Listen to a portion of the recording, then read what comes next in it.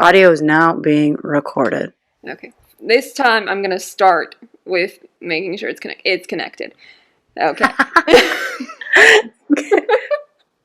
We don't want to repeat of yesterday. I've got my chicken tenders on standby.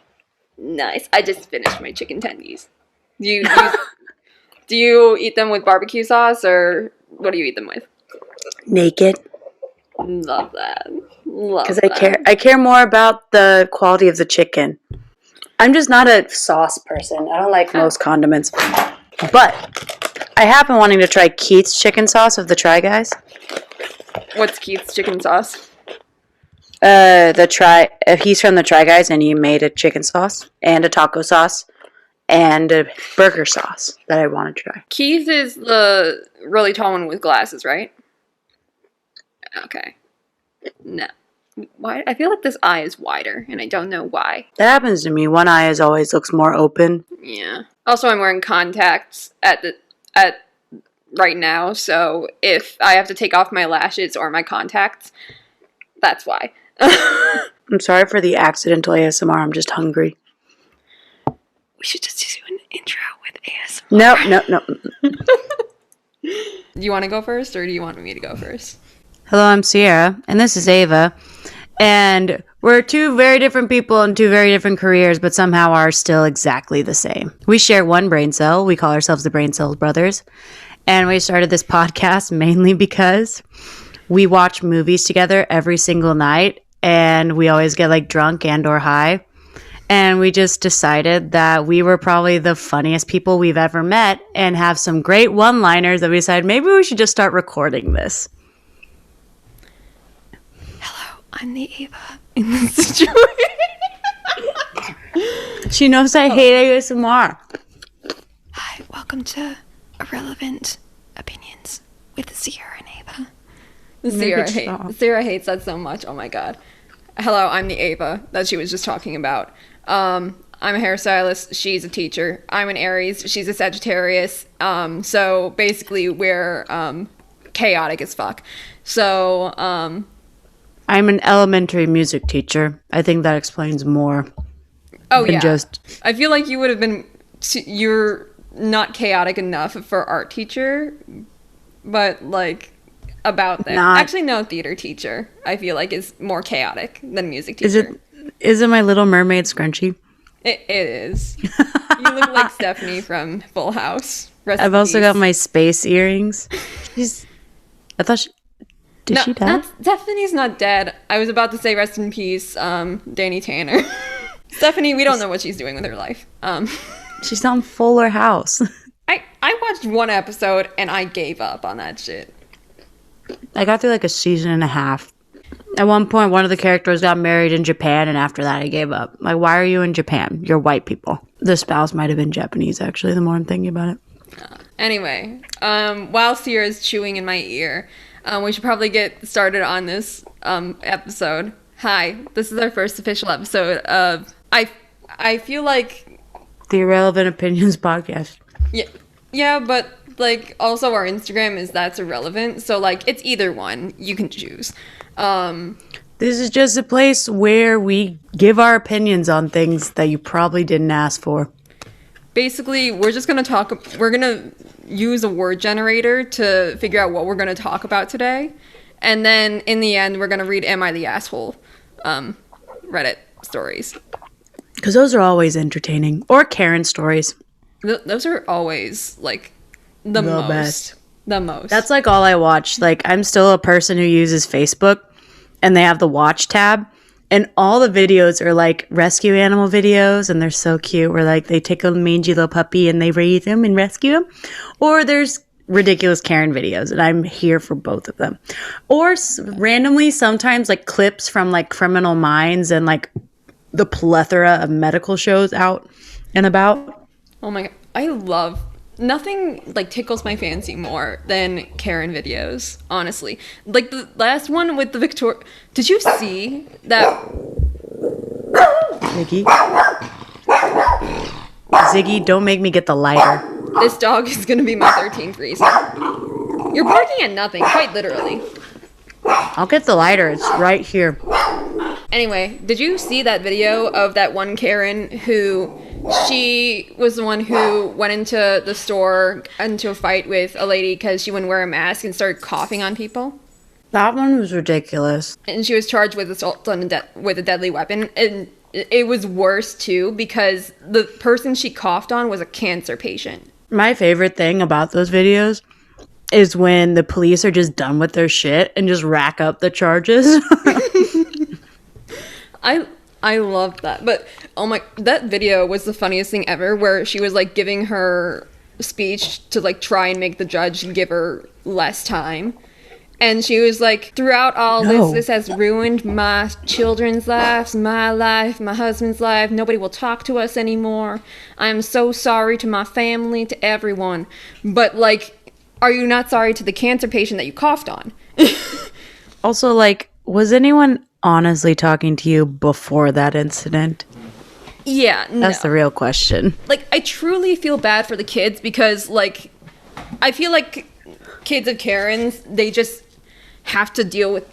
So you can get up here. Or they become Karens. Honestly, I feel like they just always have to deal with the consequences of their actions. Like, their parents' actions. Like the one video where the boy is literally physically pulling his mother away. Like, oh my God, who the hell cares? Like, oh my God. There's this true crime YouTuber on YouTube. Bose Does True Crime. And she did one video on Dr. Amy Bishop, who is quite literally the biggest Karen I've ever witnessed in my entire life. The YouTuber or the person? The person, Dr. Amy Bishop.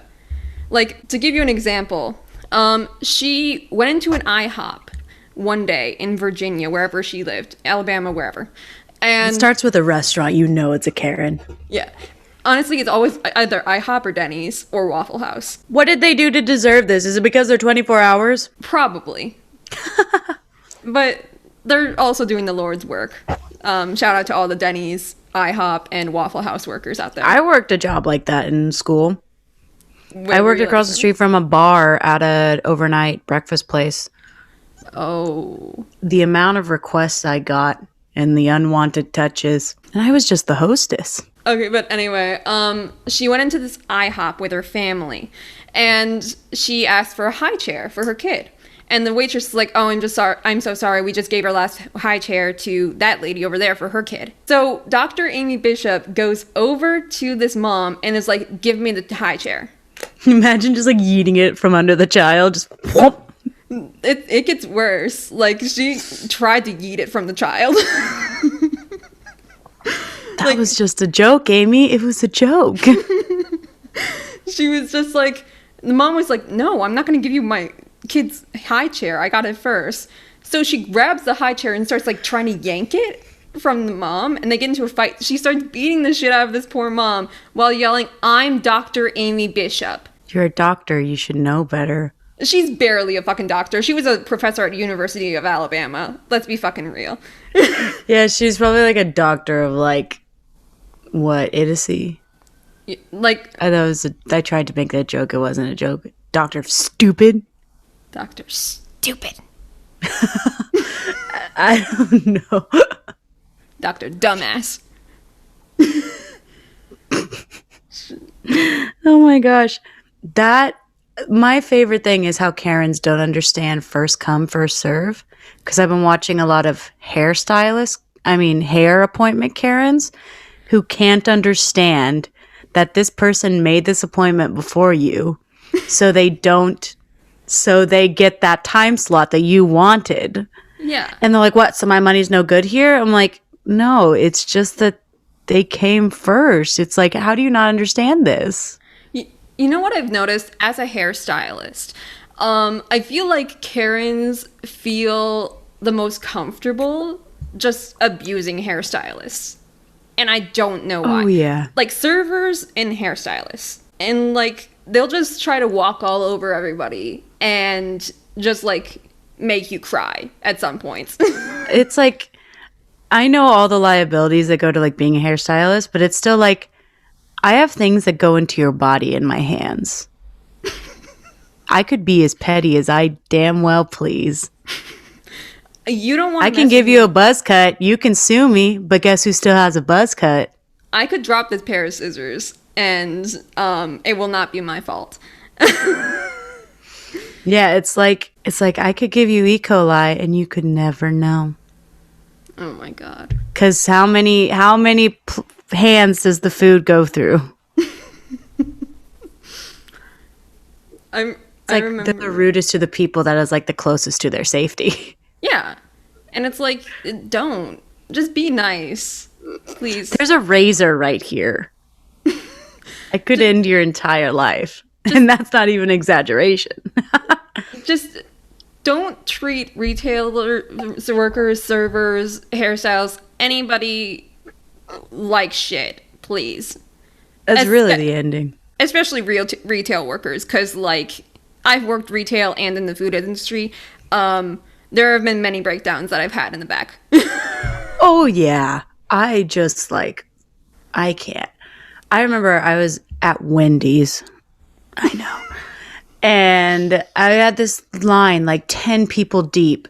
Like, it's like, I couldn't even tell you how many were just in the lobby. Because there's like 3 or 4 registers all being used and taken orders of like 10 people deep of lines. And this lady feels the need to come right up to the front of my register and like puts a burger there. And I'm just ignoring her. I'm like, I'm trying to do something.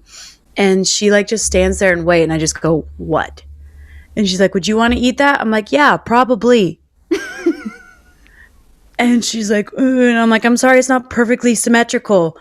It's like, it's in a wrapper. It could happen. Anything could happen from point A to point B. It's like, it's not always our fault. And like, why do you care so much about aesthetics? It's going in your body anyways. Oh my, I remember. It's all going to be poop eventually. I used to work at DSW and I fucking hated it there. I only worked there for like a month and a half in total. I remember one day there was like a line literally almost out the door. And I was the only cash register open. And I was still new. I was like 2 weeks in. So I was still learning the registers. Mm-hmm. So, and then I kept on like using the speaker and calling and being like, hey, can somebody come out here and help? We have a really long line. And I remember my manager at one point, he just went on the speakerphone and was like, I'm on my lunch break. Everybody's on their lunch break. I can't come out there. Thanks. And then one guy even came up and was like, where is everybody? Like, I'm so sorry for you. It's like, your guess is as good as mine. I don't know what's worse, because at Wendy's, my manager tried to sleep with me, like, a lot. And even now, we're both in different jobs, and he still tries to sleep with me. Oh, Jesus. He's not a bad-looking guy. He's just 5'7". Oh. It's always the 5'7". He's not a bad-looking guy. I'm just too insecure in being a tall woman to do a 5'7" king. Yeah. Sorry. Niall Horan is my 5'7" king, and my only 5'7" king. I'm like as tall as the majority of One Direction. We both are. Yeah, we're both 5'8" for the listeners out there. I know. Ziggy. It's that's just like on the cusp of being an average sized woman. He wants to fight. My mom's home. Hi. We tried so hard to avoid her. We tried so hard and got so far. But in the end, it doesn't even matter. Anyway, so wait, what were we talking about? Oh, 5'7". We just got on a tangent of Karens talking about what kind of things we do in our podcast. I don't even think, has the actual podcast started? Or is this all an intro? I feel like we should just skip the word generator and just keep going with this topic. I mean, I was thinking today, I'm like, we should talk about like YouTubers and stuff. Oh my god. Let's talk about YouTubers, please. Who are your favorite YouTubers? I was doing PewDiePie for a while, but he just fell off the face of the earth and hasn't posted for like 2 or 3 weeks, and he's been like posting every day. So I've been watching like old Jacksepticeye.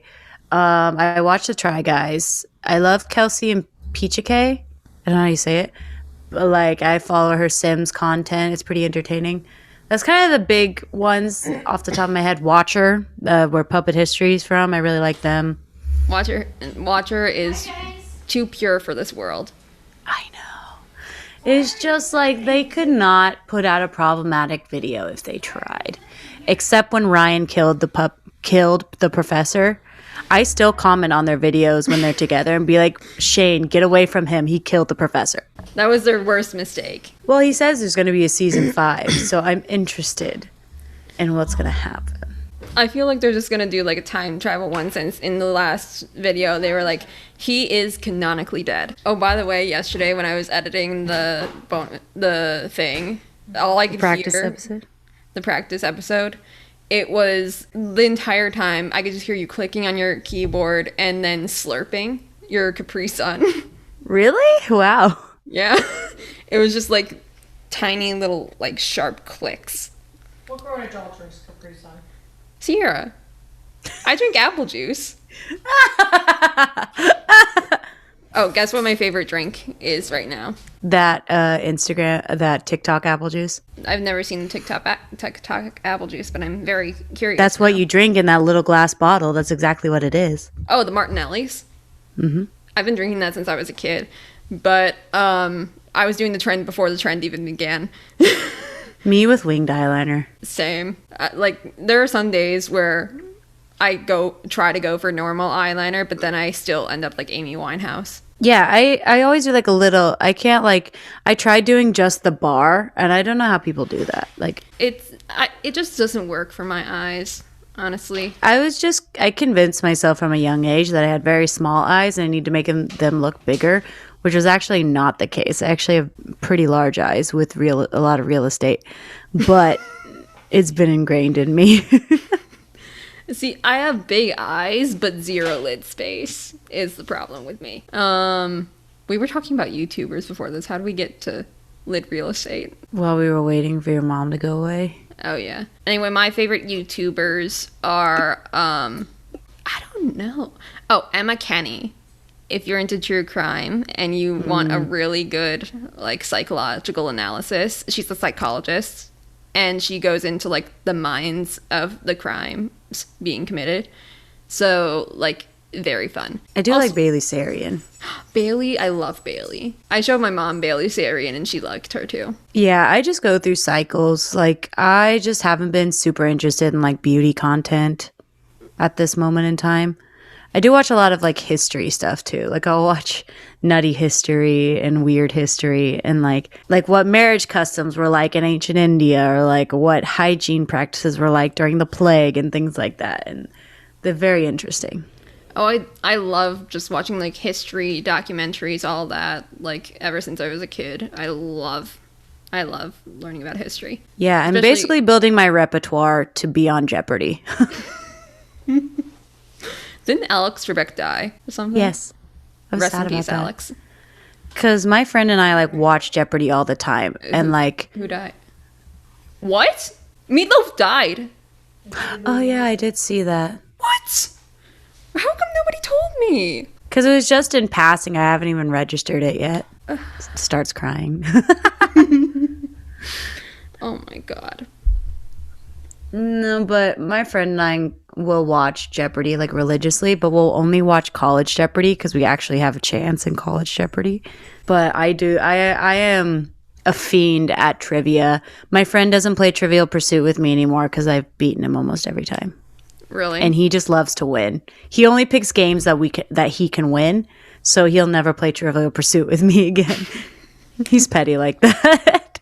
Like, what's your favorite thing about history? Like, that you like watching stuff about?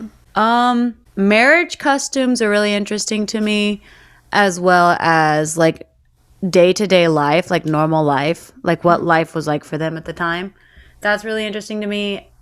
And there's not anything that's too disinteresting to me. I prefer ancient history to like old history, but I don't really care much for modern history, like World War II, like the 1900s and the 1800s. Like, I'm not super interested in that because I feel like everyone talks about it in school and I feel like I've heard it over and over. So I really enjoy ancient history or like really old history.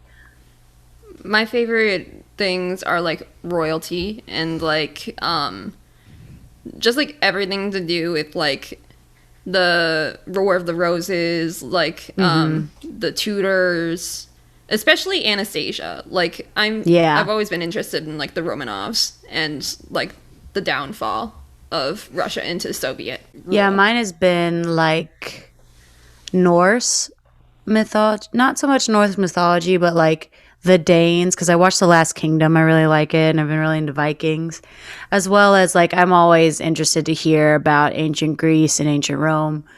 And I've recently been kind of getting into feudal Japan, just because that's what's been popping up, and it's like, I don't know much about them yet, so let's find out. But yeah, I kind of am just interested in gathering information from all over the place, like ancient Aztecs, Mayans. Like as long as it's ancient history, I'm into it. Like I'm pretty much just kind of gathering for Jeopardy. Waiting for the day that they call you and are like, Ciara, we need you. Can I play by myself so I'm guaranteed to win? If it's only history-based Jeopardy. Just like go on Are You Smarter Than a Fifth Grader and you'll beat out all of those fifth graders. Oh yeah, fuck them kids. Fuck them kids. I am smarter than the fifth grader. I teach them every day. Except they did pull the wool over my eyes on one thing. We're doing a song from Shrek called Let Your Freak Flag Fly. So we decided to make freak flags for the concert. And a bunch of them were doing Let's Go Brandon. And I didn't realize that was a euphemism for... Oh no. Get fucked Biden, basically. And I was like, God damn it, it's too late to like... I'm just going to pretend it went over my head because it originally did. So I'm just like, if there's something arises, I'm like, huh? God damn it. How old are these children? Fifth graders. They're in fifth grade. Why? Well, what bugs me is like, I don't care what side of the political spectrum you believe. It's like, why do you have a political opinion?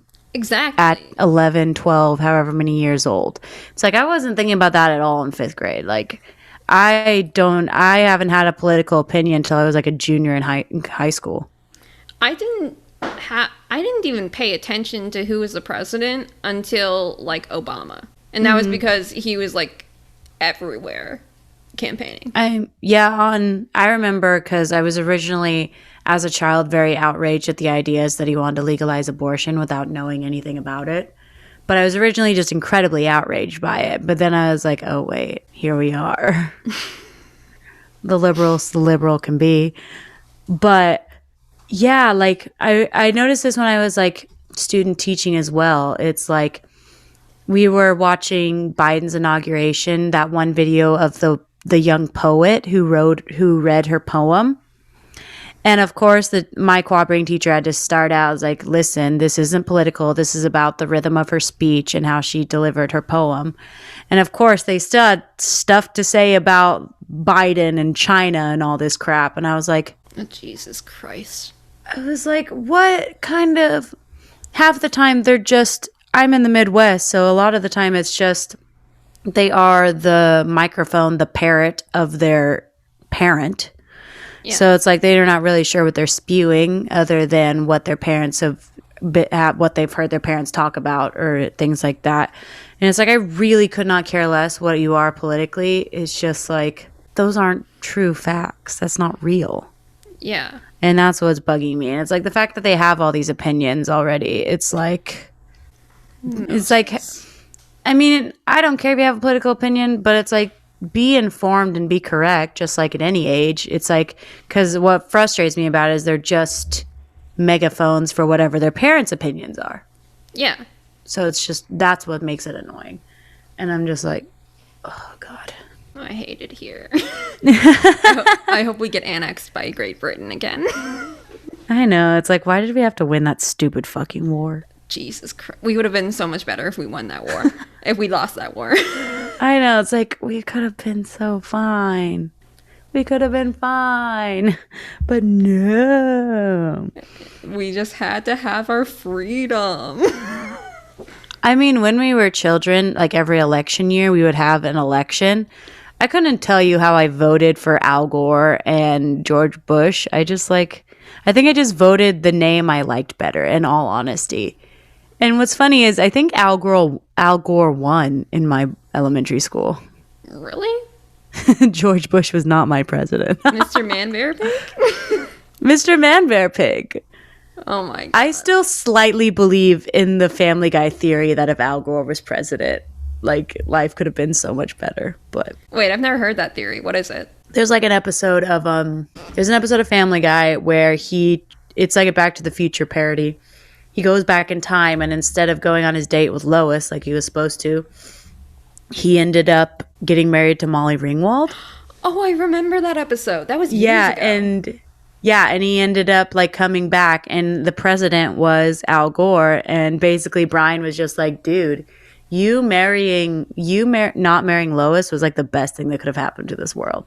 And I slightly believe in the theory that Al Gore could have been a better president than George Bush, but that's just Family Guy. Like, don't take my opinions like for truth. I'm like, that was based on a Family Guy episode I watched, but I'm like, I wonder, could that possibly have happened? Wasn't Al Gore and Al Gore's wife who tried to like make something about rock and roll where they like tried to make certain Tippy Gore? Were they trying to make America into Footloose? I think they were trying to make Tipper. That's her name. Tipper Gore.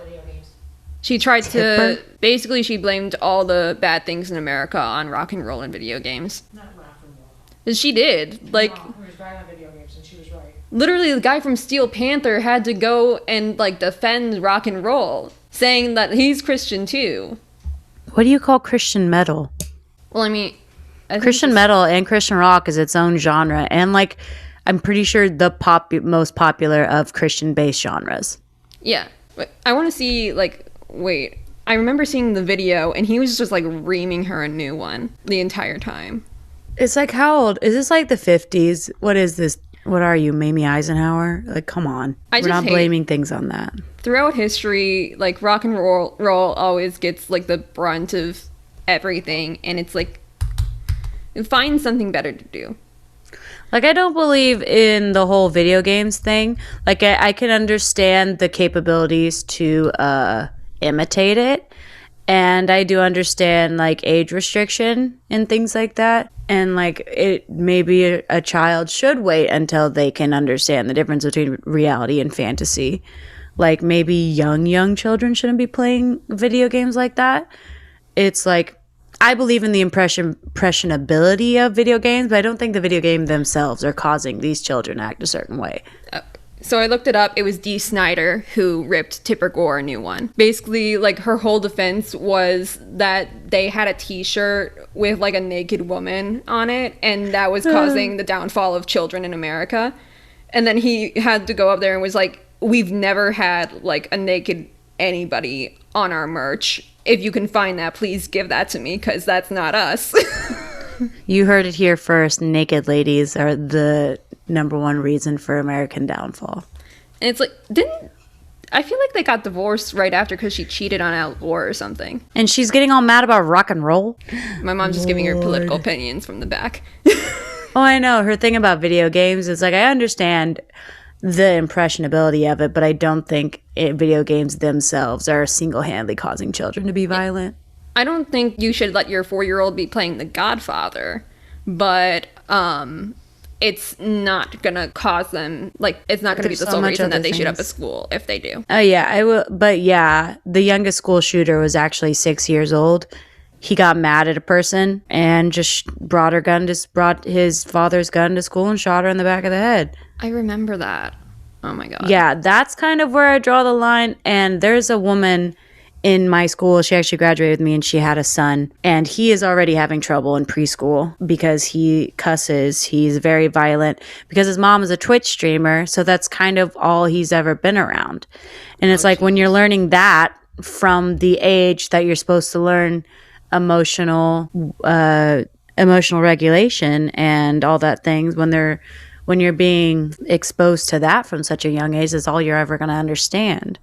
Because sometimes gamers are not exactly the most rational in terms of like the anger and the cussingness of it when they lose. And it's like, of course, a 2-3-year-old is going to be very impressionable to that at that age. So it's like, yeah, like literally 2-year-olds will say anything that they hear. Oh yeah, you could tell them to say anything. They don't understand. Yeah. But that's how he knows to regulate his emotions, is to scream and get angry, because that's what he watched his mom do when she was on Twitch or whatever. Yeah, and it's like, get better, idols. I don't think Jacksepticeye and PewDiePie are ruining America. I think they're the best. And Markiplier for that. Pewds, he's honestly the king of YouTube. I will go down. Him and Jenna Marbles, like, I saw apparently he did a live stream where he said that he is getting tired of making this content. And I remember thinking... He's been doing a lot of reaction videos and not a lot of gaming. Yeah, and it's just like, I want him to do what's best for him, like what he feels is best for him, but also I hope that he doesn't quit YouTube and... Oh, I know. The two... I'd be so upset. The royal YouTubers just gone. Oh, I know. I'm glad Jack is still around doing his thing. He's been going through a tough time. I love Jacksepticeye. And I miss Jenna Marbles more than life itself. Like, you have no idea. Like, her videos, like her most recent video is almost 2 years old, and I'm getting really depressed about that. That's so But at least Julian still posts, and he's been doing a lot of dog content, which is all I can ask for, because that's my favorite content from them. And they've been fostering dogs, and it's really cute, and they're also engaged, and I'm so okay with that. I just dread the day that Julian announces that Mr. Marbles passed. Is gone. I know. I'm not ready. I grew up with that dog. Like, seriously. We all grew up with that dog in a way. And Kermit, because Kermit's getting up there too. He's almost 10 or 11, I think, at this point. Oh, I remember watching that vlog where she picked up Kermit from the airport when she was dating her first boyfriend. I know, and she was like bawling. It's like at this point I only know a life with Julian. I almost forgot about that guy. Yeah. Who is bothering me right now? Oh, look, people I don't care about. Wait, so what's your earliest memory of watching YouTube? Like, when did you first start watching YouTube? I was at my grandmother's house. I was probably like 12 or 13. And my cousin showed me How to Be Ninja by Niga Higa. Oh my God. And he had like a little series. It was like How to Be Emo, How to Be Ninja, How to Be, what's the other one? How to Be Gangster. Oh, yeah. Oh, and I would sit and watch those, and I would just crack up. They were so funny. I couldn't handle it. And of course, Fred. I watched Fred. I've seen every episode of Fred when I was a kid. And like all the parodies of Fred. There's also this one guy. He did like I Am Not Insane, or like the title was like I Am Not Insane, I'm Not Crazy. And he would do stuff that was crazy. Like, I'm really into like the helium voice, and it was just crackhead content, and it was so funny to me. And I'll still get on occasionally, and like it'll make me giggle. It's so funny. I remember the first time I ever went on YouTube, I was in elementary school. I had to be in like 3rd or 4th grade. And this kid was telling me about this video called like Food War or something, where basically... Oh, Smosh? No, but it leads to Smosh. It's a bunch of food items. It's like a stop motion where these food items are going to war and they just kill each other. And I tried looking it up, and it brought me to Smosh's Food Battle 2008. I watched it, and Smosh was my favorite YouTube channel after that. Oh yeah, I watched a lot of Smosh. Like, I can't remember the first video of Smosh I watched, but it was just became, I think it was something with Pokemon, maybe Pokemon in real life or something like that. It was Pokemon related, but it wasn't their infamous lip syncing to Pokemon theme song. But it's called It's Make Me Bad. These are very random and stupid, but hilarious. Wait, show that picture again. Oh, for a second I thought he was the YouTuber that went on a killing spree in Pennsylvania. Oh, I sure hope not. But he like ends his video. He's like, some people say I'm psycho. I beg to differ. And then does all this crazy, hilarious, random stuff. And then he ends with, I'm not psycho. You're psycho. And it's just, it was really funny to me. Wait, what's his username? Make Me Bad 35. There's also the kid who did the really random and funny parodies of popular songs of the time. When I was young, I was really into parody songs because I thought they were funny as hell. Like Bart Baker was a big one for me, and The Key of Awesome. Oh yeah. But I was really into parody songs. I thought they were so funny. I have to find the kid who did the Fireflies one, because that's the big one that people know. I remember when Epic Rap Battles of History was big. Those were funny. I love Epic Rap Battles of History. I got into it kind of late in life. Like, can't exactly... I think it might have been 8th grade, actually. Because I remember my... someone telling, because we were learning about Beethoven in music class. Mm-hmm. So the person was like, can we watch Justin Bieber versus Beethoven? And she's like, I'll have to watch it before we do. And I went and looked it up myself and ended up watching a whole bunch of it. I'm like, funny. But it's this guy.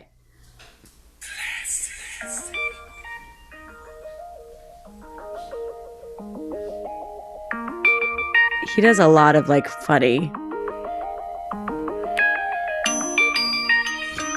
It's back when you could post just about anything on YouTube. Oh my god. It's called Kangaroos. You would not believe your eyes if 10 billion kangaroos came out of your closet and ate your food. They probably will eat you too, which means you'll be dead and gone. You will be missed, so you better watch out. He does a lot of weird parodies that I thought were hilarious as a kid. I still kind of find him funny, not gonna lie. Oh my god, you know what made me feel ancient when it happened? What? Do you remember back when Smosh was just Anthony and Ian, and they did like a bunch of series where they brought on different types of YouTubers, and in one of them they brought on Glam and Gore, Mikey. Oh, when did they? Oh, yeah. They brought on Mikey, and she turned them into like zombies and shit. With coffee grounds. Yeah, and then years later, they start dating. I know, when I found out they were dating, I'm like, that is like a perfect match, honestly. And they're like perfect for each other, and I wish them nothing but the best. Honestly, same. It's like that, yes, that makes 100% sense. Yeah. My favorite Smosh thing was Ian is bored, or Smosh is bored, or Lunchtime with Smosh. I remember those. Oh my god. Oh my gosh. Or Mail Time with Smosh. Oh my god. I remember I used to watch Lunchtime with Smosh like all the time. And my favorite video, like the one that I still have memorized in my head to this day, is Stop Copying Me. Like literally, I have that in the entire thing memorized. Like mine is the Honey Boo Boo one. Bung Philly Foo Screaming. That was so funny. I'm Big Kalo, man. Did you ever see the one where they collabed with Shane Dawson? I don't know. This was like way back in the day, like Did they end up 2006, deleting 2007. Let me see if they deleted it. I think it's still up. They might have deleted it. You would not believe Shane your got canceled. eyes if 10 million kangaroos Shane Dawson jumped out too the closet and ate your food. I remember I started watching Shane Dawson. He was, along with Smosh, one of the first YouTubers I discovered, and I loved like Shanae and all that. I was never interested in him. I just never like, not for any like prejudice. It was just like, not it. Smosh, Bigfoot. Also, Nika Higa did the really funny lip syncing videos, and I was also really weirdly interested in that, but they were so funny. There's one that is like, I think they privated on their video because it's ridiculous. They did the like most hilarious little music video to Fergalicious. That was like everything to me. It was so funny. It's still up. It's called Bigfoot is Gay, and Shane Dawson makes a cameo in it as Dane Shawson. Dane Shawson. What a name. What a name. My favorite side character in Smosh was Stevie. Hi, guys. Stevie. Shut the fuck up, Stevie. Shut the fuck up, Stevie. My face like, okay, bye. Oh my god. I think he's still around directing Smosh videos because he was in the background of one. Because I watch a lot of their BTS stuff too. It's very entertaining. Oh, yeah, and they were in one. I think he was a producer, and then he started doing Stevie while he was producing. Yeah, he was like a director or something. I thought he was a director, but yeah. sad. We call this the nostalgia episode because it's like half of the people are going to be like, you're old. It's just like, Anthony Padilla was in Smosh? Yeah. Yeah. I remember the emo cut. I remember when he cut his hair too. Oh, I remember when Ian cut his hair. Like, that God. was... When Ian dyed his hair blonde recently, I was like, you do you, fam, I guess. Oh my God. I just feel so old now. I'm 24 years old. I'm 21. I was still born in the 90s, so. You were conscious in the 90s for like half a year. Let's be real, though. 97. That's a good amount of time in the 90s. You had 3 years in the 90s. I also had a lot of older siblings that passed down their video games to me and all toys. So I like grew up on Nintendo 64 and I grew up on all the old Nintendo consoles and I miss them because those were actually a lot of fun. I remember when I was a kid, I was like 4 and me, the kid next door, and then a kid down the street. The kid down the street had a GameCube. And we would all go over to his house and we would play Super Mario on his GameCube. Mm-hmm. And I remember I loved doing that as a kid. Oh my God, my cousin had a GameCube and he had like all the games. Like he had Cars and he had Monkey Ball, Crash Bandicoot, frickin' all the Super Marios, NASCAR. Like, and it was like I would go over to his house and play with my other cousin all the time, or we'd like beg him to bring it to my grandma's to play, and it was like so much fun because Monkey Ball had like challenges and it was like so much fun because the one was like you had like a boxing glove and you had to like push him off the side, and that was such a fun game to play.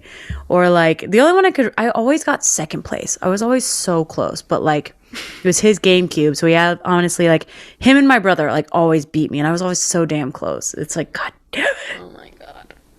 I know. I'm so annoyed. But I grew up on the 64. I would sneak down to my brother's room and play Super Mario all the time. Super Mario Smash and Bros. Sonic, I remember when those were the shit. Sonic the Hedgehog. Oh, yeah. Sonic is making a comeback. I don't want it to make a comeback. This is not the No, comeback I don't like that the I new wanted. Sonic. I don't like the new either. Sonic. This I is will not say, I the don't think Mario ever really went away. That's good marketing. Yeah, it's never gone away. Oh, now that yeah, I think but about it. no, Sonic is coming back with a vengeance, and I don't like it. Me neither. The movie just... No. I haven't watched it yet, but I don't think I want to. I haven't watched it. I saw the trailer and I was like, no, not my I Sonic. enjoy Jim Carrey, but... See, I feel like Jim Carrey is like so past the point where he was like so popular that he's just trying so hard to be funny. I know, his recent stuff... I mean, I really liked Mr. Popper's Penguins, but otherwise, it's just like, it's not Jim Carrey anymore. It's like, I remember... Because he's doing a bunch of kids' movies, and it's like, this isn't real Jim Carrey comedy. I remember back Sorry, in Jim Carrey. I remember back in 2019, he was on Graham Norton with Louis Capaldi and a few other people. And you know Louis Capaldi, right? Like, he is possibly the funniest person in the world, and I will die on that hill. And like, he's hilarious. and like, he was so awkward in that interview. I remember a bunch of people commenting that they thought he was on like hard drugs or something. And it's like, no, he's definitely just like trying to compensate with being funny. And like, Louis or Jim? Louis. I mean, yeah, what do you do in that situation? When you're with like one of the known funniest people ever. And he was on one of the biggest talk shows in Great Britain too. Yeah, sometimes Graham Norton like can put some very weird people, not that the people are weird, but some very weird combinations together. Yeah, and it always works too. Like when it was Miriam Margolyes and Will I Am. That duo, I would never picture it in my wildest dreams. But it Isn't that works how so like well. Julie Andrews became like buddies with like T-Pain or Yeah. Ice Cube or something like that? I think it was 50 Cent. I think it was. Because I remember, I don't know if it was Julie Andrews, but he was talking about how he got shot in the face when he was younger and the bullet is still lodged in his tongue. And she was like, ooh, let me feel it. And he was like, oh, as he was squeezing his tongue. Are you sure it wasn't Julie Andrews? I think it was Jonah Hill and Julie Andrews. 50 Cent. Graham Norton. 50 Cent. Oh, it was Julie Walters. It was Dame Julie Walters. I know, everyone knows her from Harry Potter. I know her from Mamma Mia. Sorry. Oh, yeah. That's hilarious. She is such a funny lady, though. She is, truly. That's you. Let's see I thought I'd never say that. Let's see how many times Ciara coughs in this podcast. I mean, burps. It was a burp. Burps. I didn't cough in the other one. No, did I? you burped a few times, like very loudly, directly into the microphone. And then you tried to eat the microphone at one point. Like Brittany Broski. I'm actually like scared of her. I'm not scared. I'm jealous of her burps because like she can do this one. I was watching Zilla Gone Wild and she did a burp that was like, and I was like, the video she did with Trixie Mattel was genuinely the funniest video I've ever seen. anything she does is like gold. I love her humor so much because it's like weird, gross humor. Both of them, honestly, I could watch them till the day I die. But like, I just love that like weird, like gross humor because it's like, I don't know. I just like when women don't care, you know? Yeah. Like, yes, we fart and burp and shit, and it's hilarious every single time. Shit, women fart? I didn't know that. I just shit myself. No, I didn't. I'm fine. Oh my God. I don't have to change my diaper today. Thank you for that.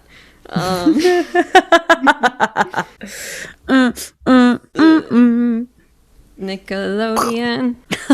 Hi, I'm Paul. I'm Paul, and you're watching Disney Channel.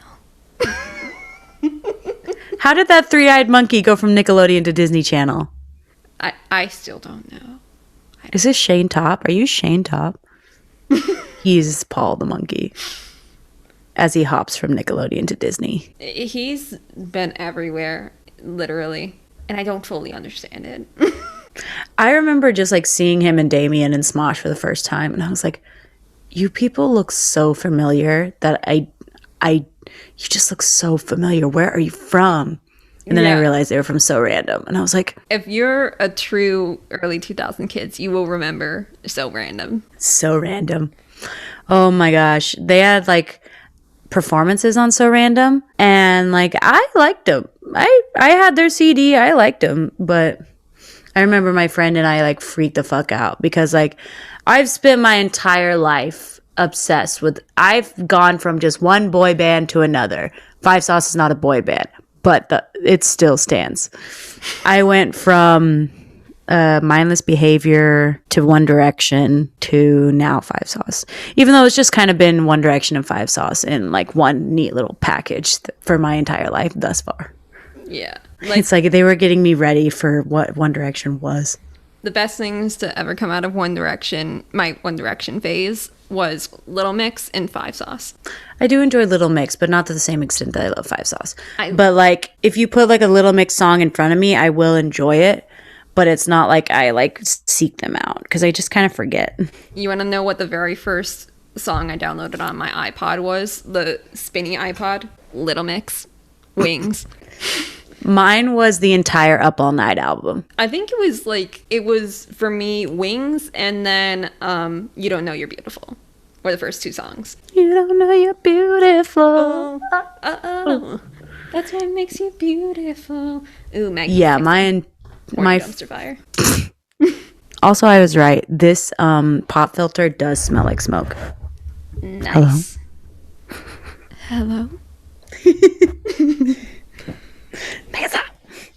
What was your favorite thing to ever come out of YouTube, like drama-wise or anything? That's a hard one because I was not interested in the drama at the time. Like now, is like I'm very interested in whatever the fuck Trisha Paytas is doing. Like I can't stand I can't stand them, but I'm really enjoying all the shit that they're up to. It's just like I tried for so many years to give Trisha the benefit of the doubt, but every single time they just like fuck up so much harder. And when you think they can't fuck up more, they manage to do it. I know. I didn't really get into the drama till I subscribed to Pink News on Snapchat. But like the TikToker drama is like, I could not care less about. I'm more into YouTuber drama, not TikToker drama. Like I don't like to believe that there's like famous TikTokers because TikTok is such a personalized experience for the most part that I have never truly ran into any of their videos on my For You page. You know how long I've been on YouTube? I remember when there was the Viner versus YouTube beef shit. Oh, that was so funny. Like when YouTubers were gatekeeping Viners from joining YouTube. Oh, yeah. And it's like, it was Gabby Hanna, David Dobrik, Liza Koshy, all of them. And everybody was just like, why are you on YouTube? You have to stay on Vine. And now we're doing the exact same thing. Could do without the first two. Gabby Hanna and David Dobrik. Yeah. I'm not gonna lie, I really liked David Dobrik for a long time. I mean, I used to like the Paul brothers, so we all make mistakes. Did I ever tell you how we found David Dobrik's house when I lived in LA? No. I lived in LA for about a year, and right before the pandemic ended. And I remember one night, me and my friends were bored, so she was like, you guys want to drive around? And I was like, okay, sure. Because she was the only one of us with a car. So we started driving around. Yeah, that's weird for me. And we lived in Burbank. And when you go towards, like, the city, there's one neighborhood with, like, it's a giant hill with, like, all the richest houses. Mm-hmm. Like, I'm pretty sure Callum Hood lives up there. What a guy. And, like, we were driving up there, and we saw this one house with, like, spotlights and lights everywhere. And we were like, who do you think lives there? And then we recognized the side of the house, and we were like, that's David Dobrik's house. And we were this close to, like, going up to his house and trying to, like, go into the party. I actually know a girl who got into one of his parties. Oh, ding dang. Like, she was invited by a friend of hers, and her friend was invited by David. Didn't he own, like, a house where a bunch of YouTubers lived together? I think that's just the Jake Paul house. I thought he did something. He had like a thing with Alex Ernst for a while and Dominic and stuff. What was that called again? It was like right in the beginning when he first started YouTube, and they all shared like this little house in Studio City, West Hollywood. Mm-hmm. And it was like him, Alex Ernst, Zayn Hijazi, a few other Vine YouTubers. I'm not gonna lie, I thought Alex Ernst was hilarious. See, I never really got into him, but I loved Zayn and Heath. I do love Zayn and Heath. They're so funny. I still watch I still love their Vines, honestly. Oh, I will watch Vine compilations till the cows come home. Christian Leave is like my favorite because it's such weird humor, as well as Cole Hirsch. I love that type of humor. It's so funny. Oh my god. Because there's one part where he's like, hey, babe, happy 1 year. And she goes, I'm 27. It's so funny. Like, the punchlines are always, like, really unexpected. Oh, yeah. I remember, like, Vine was too good for this world. And that's why she had to end. Oh, my gosh, yes. But it's like, I used to follow the Paul brothers. And then when they got on YouTube, I was like, we out of here. See, I one of my favorite Viners, like my two top favorites, were Jessie Smiles and Gabby Hanna. And this was like back when they were like besties, before all of this happened. Like literally, I was a fan of Gabby Hanna up until I think like 2019, 2020. So a really long time. But I didn't like her energy. It was so like aggressive. I didn't realize until years later, not only did Jessie date Curtis Lepore, but like what he did to her. Yeah, I knew they dated. I remember seeing that on Vine. But as far as like what happened, no, I didn't know about that. Yeah, I never realized just how much shit she got to the point she was forced to delete her Vine completely. God, and that whole thing that happened recently with Gabby Hanna and Jessie Smiles was a fucking shit show. The thing that I loved the most was when Joey Graceffa came out and like read her to Phil. And he's not the problematic one at all. He's not. He won't douche. He's always the one that just like sits in the corner and just takes shit till the cows come home. He's the best. I watched a lot of Joey Graceffa and Marcus Butler too. See, I never really liked Joey's content, but I liked him as a person. I still like him as a person.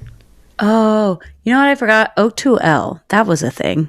That was a fever dream. I was just thinking that. I'm like, I watched OTL, but mainly Connor Franta, JC Kalen, and Key and Lolly?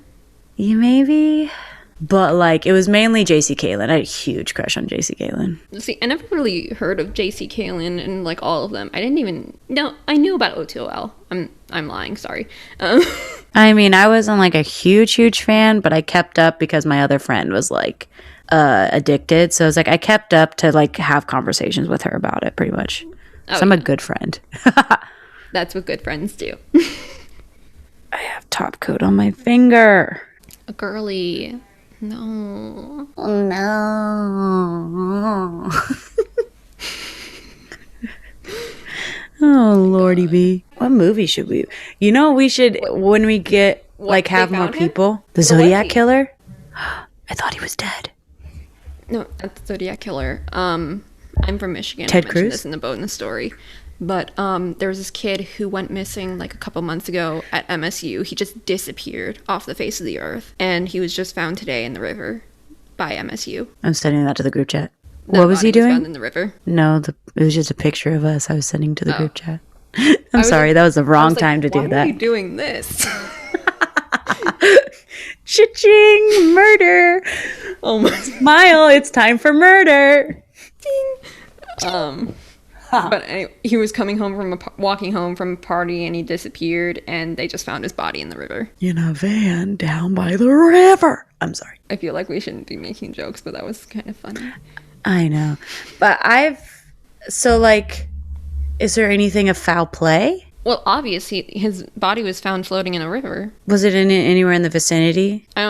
We just found it today, so like I don't think they've done like an autopsy or anything yet. Oh, I only say that because I knew a person who like fell down drunk and like sustained a pretty bad head injury and basically died from it. Like they fell down a hill. Like Billy Mays style. Except Oh, that's for how the he suitcase. passed? I thought he had a heart attack.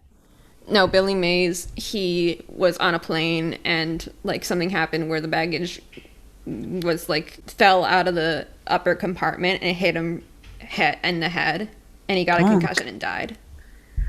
Oh yeah. No, I mean I guess the same kind of concept. They just fell down drunk on the cement and rolled down a hill and died that way. Jeez. That's kind of how Natasha Richardson went too. She was the mom in the 90s Parent Trap. She was skiing and she fell and hit her head and by the time paramedics arrived, she was already gone, I think, or just unable to be saved. Jesus. I know, it's like crazy to me. It's like one simple fall can like ruin your life. But then there's times where it's like people can fall off into the Grand Canyon and survive. You know what always pisses me off, like to this day? How Hollywood treated Brittany Murphy. Like they treated And her Anna like- Nicole for that matter. and Anna Nicole. Like people still Did they do that with Aaliyah a little bit too? I think so, but I don't think it got to the point like Anna Nicole and Brittany Murphy and Britney Spears were at. And they still make fun of those for Anna Nicole. Yeah. And she's gone. It's like when someone's gone, you just like Leave it. the only dead people that should be made fun of is Hitler. Okay. I was just gonna say that he's the only dead person. Well, and Benito Mussolini. It's just in general, it's just like that person's gone now and died. Like, why would you? I just something about making fun of dead people really just rubs me the wrong way. And I always hated it. Like right before she died, SNL went and made a skit because she was filming this movie in Puerto Rico, I think. Like Brittany someone was Murphy? up- Yeah. And her husband threw a massive hissy fit, punched one of the crew, and she got kicked off the movie altogether. And she ended up getting sick on that set, which is what led to her death. And SNL immediately was like making fun of her, like dragging her so hard. And it wasn't even like funny either. It was just Dragging. it was just dragging for the sake of dragging. And how Howard Stern talked to her, like while Ashton Kutcher was like there when they were dating, he was like calling He's her. like done this multiple times and like talked to women patrons very horribly. He called her like a slut because it was rumored she was dating Eminem when she worked on 8 Mile, and saying like she's been with everybody, so you should be careful. Shut up. And it's like everybody was always fucking shitting on her, and she didn't deserve it. Any of it. It's like, that's a person. At the end of the day, it's still a person. Yeah. And I strongly believe that if she was still alive, if she survived, she would be getting justice like Britney Spears is getting now. No, Britney. Oh, Britney. Oh, baby, baby. Oh, baby, baby. How was I supposed to to know that something wasn't right here? Do you remember that South Park episode where like the paparazzi were like following Britney Spears all over the place, and she like tried to kill herself, and just her like lower jaw was left? Oh God, I was thinking of the episode where she had a contest with Mr. Slave. Wait, I don't remember that. Oh, that was Paris Hilton. Oh, I was gonna say, I think they only did one episode on Britney Spears. Oh, the Paris Hilton one where she kidnapped Butters and made him into her pet. And then had a fun little contest, a little friendly contest of seeing how much they could fit in their orifices. And then Mr. Slave just went... I'm going to say this right now. Wait, who was it that Mr. Slave shoved up his ass? Paris Hilton. Oh, it was Paris Hilton. Pretty sure. I just remember he got like a jump start, jumped up, and... just went whoop. Mm-hmm. That makes me think of also the Jennifer Lopez video, the Jennifer Lopez episode. Wait, what where was Cartman pretended to be Jennifer Lopez with his hand puppet, and made that stupid taco song. I forgot about that. That was a fever dream. That was like one of the first episodes I remember watching of South Park was that episode. I'm just going to say this right now to everybody in the back. South Park is the most progressive show in terms of like LGBTQ ever. And like, you don't realize it until you really think about it, because like, they don't really like bash in like the gay stereotypes like normal media does. And then they don't always do the thing where like, oh, this gay character gets AIDS and he dies eventually. Yeah, they all make fun of everyone equally. They hate everybody like no equally. one is safe. It's not because of race or gender or sexual identity. It's because they hate everybody. Do you see this one little hair? Yes. It's just like, boop. It's driving me crazy. I just keep looking at it. It's like a little alfalfa sprig. That's what I get for having short hair and layers. Ogres have layers. Onions have layers. Like layers. You get it? We both have layers. My favorite, I quote Shrek the Musical more than I do Shrek at this point. Really? What about parfaits? Everyone loves parfaits. And they have layers. And they have layers. All right, Onion Boy. Onion Boy. Onision? Honestly, the most Shrek the Musical? iconic character. What? Onision was in Shrek the Musical? Don't ruin it for me. Who was he? Oh... Onion Boy. Onision. I hate how much I watched Onision. I watched him. I believed him for a while. I watched him for a good 2 weeks, and then I saw through his bullshit. I was like a little brainwashed by Onision for like a little bit. I'm not gonna lie. He has a weird thing for Andy Biersack too. Like it's really He's very weird. he just has the personality and charm of a cult leader. In all honesty, he has a personality of like Jim Jones. Straight the fuck up. Yeah, it's like abrasive, but somehow like it draws you in a way. Like I was really into him for a long time, and like I believed everything he said, and I'm like, yeah. And when I found out all the trouble he was into, I was like, what? No. And I'm like, okay, things are starting to make more sense now. For a long time, my guilt like hate watching was like Onision. Not like I know. Not his videos specifically, like videos shitting on Onision. I'm not gonna lie, like I didn't really watch all of him just like talking about stuff, but like he did a series like 10 Things I Hate About, and he did one. He had one where his mom came in and he was Hitler, and like it was a little funny. Like all the videos of him making fun of Hitler was a little funny, not gonna lie. I remember there was one video where he got Andy Biersack to like do a cameo in it. Oh God, I remember how much he loved Andy Biersack.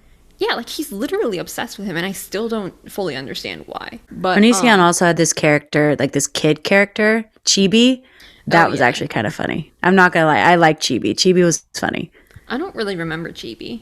Like Chibi was in a very few episodes, but like the ones that he was in, I was actually pretty entertained by. I feel like talking about Onision is just like stroking his ego. I know. I'm like, I feel bad talking about Onision right now, and like talking about the things I enjoyed about him. Let's stop talking about him, please. No more Onision. No more Onion Boy. No more Onion Boy. You got layers. Oh my God. Everybody loves parfaits. Parfaits might be the best thing on the whole damn planet. He played Hamilton. No, he played Aaron Burr for a stint. He was a replacement on the tour, I think, or in Chicago. Who? The guy who played Donkey. Daniel Bleeker. Breaker.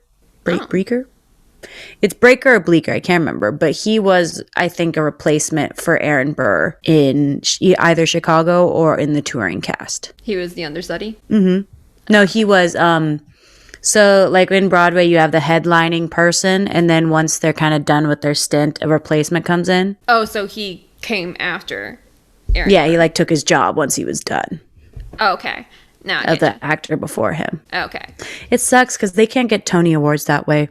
Like, they don't, like, you can get an award if you, like, were in the original cast of that production, but, like, you can't get an award if you're, like, a replacement actor. That's bullshit. I know, it's kind of weird. I don't know all of the stuff. My friend watches the Tonys every year, could tell me more. But, like, yeah, that's what I think you remember telling me. I'm like, I don't like that. Because I'd be like, oh, what about this person? Could they get a Tony? And they're like, no, he was a replacement. And I'm like, he's way better. You were a theater kid, right? Or were you just marching band kid? I was a marching band. I also was in every single show and in the forensics team, speech and debate, whatever you call it, around the world. And I was in 15 shows in college. But no, I wasn't a theater kid. I was a theater kid. I was a theater kid. I was one of those emo theater kids. We're endangered species emo theater kids. I was emo on the inside. Yeah. I wanted to be emo so bad, but my mom wouldn't let me. The most I was allowed to be emo was wearing all black. But I remember I started acting when I was like 6, I think. And then I stopped doing like classes in like the official classes, not like school classes, when I was like 14. Mm-hmm. And then I would do theater class like throughout high school. So technically I did it till I was 18. Oh yeah. I thought I was convinced I was an opera singer as a 5-year-old. My mom said I was always like theatrical and like singing or listening to music or something.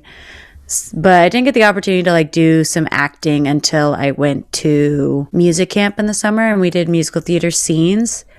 And I think that very first semester of that very first year was Oklahoma, I think. Pretty sure it was Oklahoma. And I was part of a small scene, and that was kind of my first experience. And then that next year I auditioned for the musical and I got like a pretty good role as a freshman. And I did every play I could in school. We only had one a year. And then in college, I went haywire. I had about 5 shows every semester, give or take. Jesus. Mm-hmm. I was Elizabeth Bennett in Kate Hamill's Pride and Prejudice. That's kind of my biggest accomplishment. I was also in Company by Stephen Sondheim. Ooh, very nice. Yeah, that's probably like 2 of my... I was also Mamma Mia. I forgot. I was in Mamma Mia. Those are probably my top 3 like favorite roles. I was in Mamma Mia. I played Julie Walters' character, Rosie. Everyone said it was like, I got more cheers than the leads. Everyone thought it was like the perfect role for me and I was hilarious. These are my feedback. I don't believe this about myself. But I had a good time. It was the best. I loved it. When I was a kid, I think my biggest role I ever got, I was, we did Hocus Pocus, and I played Bette Midler's witch. I forgot her name. I used to know it. And I remember after that, I always got typecasted. Is she Winifred? Winifred, yeah. I was Winifred. But I remember after I played Winifred, I was, like, typecasted for like the funny one-liner characters, and I would always get like the background characters with like 5 lines, like 4 of those roles, and then I would never get like an actual role after that, and it was always the same girl. I always got the bitchy, funny, spunky character actress roles, like the easy show stealer roles. Like I was either a fucking bitch or hilarious. I always got like the deadpan, sarcastic ones. I did that too. That was a good big one. Like I was in something called Rancho Mirage, and I was a soon-to-be divorcee and a professor in a college, and my husband was just a big old pussy, and I would just like berate him the entire show. But I think it's because I thought he was cheating on me the whole time, and he never like defended himself. So of course I just thought he was cheating on me. So I was like, wow, you're a fucking asshole. I was also the role. I was just crazy enough to do whatever. After I was in Company, where I had to do a little striptease on the show, I was then typecast into those like succubus roles. Like my body is not a good looking body, but I took my clothes off a lot because I was the only one willing to do it. I remember whenever I was in I was a theater cast, seductress. I was the one who like did everything to get the laugh. And like, I would do anything. And I think people would typecast me in these roles because like I'm like, she's the one who'll do it. Like like some of these roles were just like, well, no one else is gonna do it, she'll do it. I remember it was always jarring to so many people because like I never talked, but I would always come out with like these one-liners that everybody was like, she's funny. Oh yeah, when people were in shows with me, they never thought I was a serious actress because I never really took rehearsals very seriously.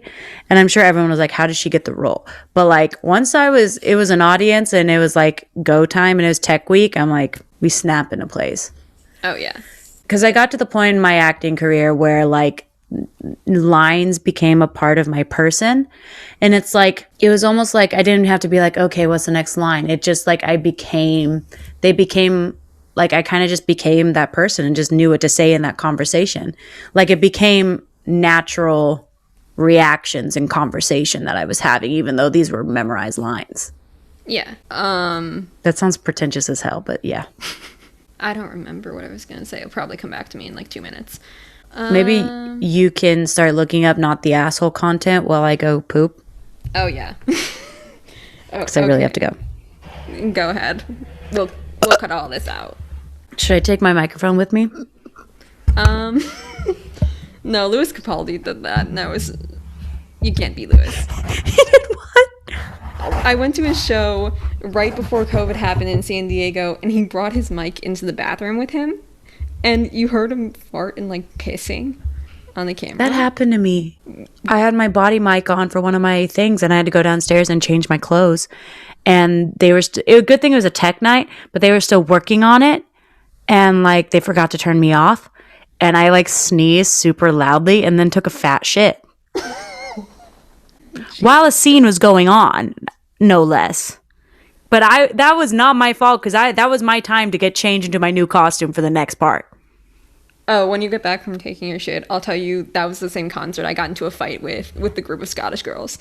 Of course, they're Scottish. They were drunk as fuck. Wait, so can I tell you about the time I got into a fight with the herd of Scottish girls? Anyway, the time I got into a fight at a Louis Capaldi show. The story I never thought I'd tell in my entire life. So I went to see him in 2019, September, I believe, in San Diego. And I had nothing to do that day. I didn't have work, so I got there extra early, and I was one of the first people in line. And I ended up getting like right to barricade, and right before the opener came on, we heard like this group of girls screaming and shouting and all this shit, and they started pushing up towards the front, and right as the opener like came on, they were right behind me, and they stayed back there for a little bit. The entire time the opener was on, they were yelling like some variation of "You're so fucking hot, you're so fit," all this to the opener. After the opener left, we were just standing there waiting for Lewis to show up, and they started like trying to shove past us to the barricade. And I've been to many of metal shows. I'm staying in my place and I'm never moving. So they kept trying to push, and I was like elbowing them back, me and this girl who were sitting next to me, and they were pushing so hard that the girl in front of me was being crushed. And I remember her boyfriend yelled at me, and I was like, it's them, not me, sis. But I remember they were yelling. At a Louis Capaldi show. And at one point, the main girl threw her beer at me. Just threw it at me. Like, it was a metal thing. And I remember it hit the back of my head. And this entire side of my body was soaked in beer. That's the point I lost my shit. And I turned around. I said, will you shut the fuck up? And she was like, why are you being so rude? And I was like, you just threw your fucking beer at me. You're the ones being fucking rude. You're screaming and shit. And then she tried making the excuse like, oh, my friend's up there. Like, we're just trying to meet her. And I was like, bitch, you guys just came in.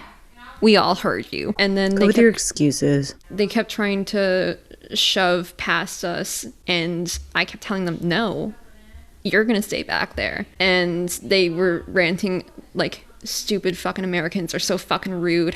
Why are they being such assholes? And I remember, because you're trying to physically push your way past a place I already got. Like, fuck off. I remember. Are we the rude ones in this situation? By the way, for context, if anybody doesn't know Louis Capaldi, he's Scottish. And Scottish. I swear to God, every single Irish and Scottish person in the world was at that show. And I remember this Irish dude from the other side of the venue yelled, shut the fuck up, get the fuck out, and started chanting, and the entire venue was Niall Horan. He started chanting, and we all started chanting, get the fuck out, get the fuck out. And then security, GTFO. the part that pissed me off the most, there was this like very short Asian girl, the one whose boyfriend was yelling at me. She was right in front of me, and security started yelling at her as if she was the one who was causing all the issues. And we were all like pointing at these girls, like, kick them out right now. And they ended up using their brains and kicking them out. Before you go. So anyway, is there something I could have said to make it all feel better? Lewis, if you listen to this, I'm the one who got into the fight and almost punched a bitch at your show in San Diego in 2019. Why were they acting this way to Louis Capaldi's show? At this point in his career, all of his songs were incredibly depressing. They are. That's why my guard was so low. And that's why I was like not expecting it at all. I was not in the like get prepared to be kicked in the face mood. Oh, if that happens to me at Louis, we're gonna have an issue. Oh, but it's Kansas City. I've gotten kicked in the face many a times at many a shows. Let's fuck some shit up, because I'm not taking that. Oh yeah, I elbowed a 14-year-old in the face at a Black Veil Bride show. In Grand What are you doing at a Rapids. Black Veil Bride show if you're 14? I was 18. Oh, you're talking about her. Yeah, she was being annoying as fuck. That's what you get for being 14. Anyway, are we ready for the Am I the Asshole section? Yes, I love giving my opinion about things. Here is the first one by user/throw are a waitress 109. Am I the asshole for leaving a bad review on a diner and ruining the waitress's life because she was complimenting my husband's eyes? I'm going to say yes. My female 33 husband's male 30 birthday was several days ago. We decided to go celebrate at a new diner, invited my in-laws to join us. Throughout the entire celebration, this 20-ish waitress who served our table kept acting strange. She didn't take her eyes off my husband and threw some inappropriate comments at him and in front of us, and she came and went. I was feeling uncomfortable, but decided not to make a scene, hoping she'd stop. But when she brought the drinks, she put them on the table, leans close enough towards my husband, thinking no one would hear, but we heard what she said, and it was like, the sparkle of those eyes is igniting me. P.S. My husband has electric blue eyes. I was flabbergasted, truly. I couldn't believe what she just said. I told her, you know what, you're being inappropriate right now and you need to stop. She then smiled and turned around and walked away. I got weird looks from my in-laws and it was awful. From you got the weird look? What? She got the weird looks from her in-laws. Like, why? White people. Okay, thoughts so far. She is not the asshole. The waitress is. No. Mm-mm. Maybe not the entire diner should go down with her, but that waitress can get fucked. Yeah. Okay. I got home and left a very bad review on the diner. The next day, I was contacted by the manager asking me to specify the bad experience I had at their diner, and I tell him. He then calls back and tells me their business is new, and this kind of review might harm their reputation, then asks what it would take for me to take it down. I tell him some consequences to the waitress. He calls back to tell me he just fired her, but before I take down the review, I'm contacted by the waitress on my SM, social media, telling me that she didn't mean to cause disturbances, was just complimenting my husband's eyes. But I ruined her career and caused her to potentially lose her apartment and become homeless after getting fired from the diner and being unable to pay rent. I didn't respond, but my in-laws pointed out that I overreacted and this stuff happens too often at diners, and I just caused irreparable damage to this young lady's life over nothing. Also, my mother-in-law said that I must have done this because I felt jealous of the waitress. No. If you're watching the video, my blinking says everything. I'm confused. Like, I hate when parents-in-laws do that kind of crap. Like, or say, oh, you're just jealous. And I'm like, someone was being inappropriate, so I told them they were being inappropriate, and they decided to be a little shithead about it. Sometimes I feel like husbands' parents just say shit to start shit. I know. Just because they don't like the daughter-in-law. I just hate that whole culture of like, oh, you're just jealous. I'm like, if someone is being inappropriate, you have every right to say that's inappropriate. Stop. And she did. She called her out for her shit. And she gave her a little smug little shit face smile. So it's like, hey, get fucked. Bye. You don't care. You have no remorse. I would think I would have just launched a complaint with the manager directly instead of doing a review. Yeah, I would have. Then again, I don't really like confrontation like that. I feel like I just would have, I would have emailed them at least. Yeah, I would have gone to them directly in some way. I was just complimenting your husband's eyes by getting this close to his face where no one can hear you. Excuse me, to say your eyes are igniting me. That's not a compliment. That's kind of predatory. I mean, it's a compliment, but it's not. That's like borderline foot and mouth. That's borderline sexual harassment at that point. Yeah, that's a very inappropriate comment to make by someone who's obviously with his wife and family. Yeah. And you're not, if you get that close to him for only him to hear it, it's something you probably shouldn't be saying in front of everybody. Yeah, and it's like, okay, I feel like everybody knows that waiters, bartenders, all that turn on like the charm and are like kind of flirty. Oh yeah. To get extra tips. Sometimes they have no chill. I get it. And it's, I don't, do what you need to do to make your cash. Like, go girl boss. But if you see a woman with them and it's like clear that they're together, like, don't do that. Full stop. Yeah, it's just like, use your mentality and cool down. Yeah. Name that movie. Wait, what'd you say again? Use your mentality and cool down. Yeah, Lenora, your bosoms ain't nothing. What movie is that? My brother wouldn't touch your titties with a 10-foot pole. He likes his woman bad, Lenora, not cheap. Is this Step Brothers? Crybaby.